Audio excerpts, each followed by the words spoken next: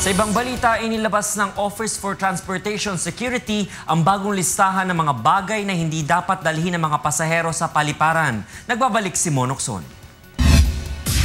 Mas detalyado ang bagong listahan ng mga ipinagbabawal dalhin ng mga pasahero sa airport na inilabas ng Office for Transportation Security o OTS.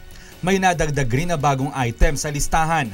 Kabilang dito ay ang mga naimbentong bagong gamit gaya ng lipstick at flashlight na stunning device. Ayon sa OTS, delikado itong dalhin ng pasahero sa kanilang hand carry baggage. Subalit, pahihintulutan naman sa check-in baggage. Ang lighter na pinahihintulutan dati na maisama sa check-in baggage ay hindi na pwedeng ipasok ngayon sa mga paliparan. Lahat ng uri ng firearms, maging mga pellet gun at laruang baril, hindi na rin pahihintulutan sa loob ng airport. Lahat ng mga matutulis na bagay gaya ng kutsilyo at iba pa, bawal sa hand carry baggage, subalit pwede sa check-in baggage. Maging mga canned goods na may easy open lid, bawal rin sa hand carry baggage dahil kinokonsidera ito na may matulis na bagay.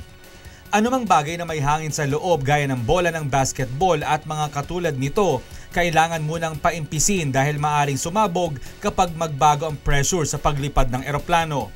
Bawal pa rin dalhin sa hand carry baggage ang lahat ng mga liquid o gel na lalagpas sa 100 mg.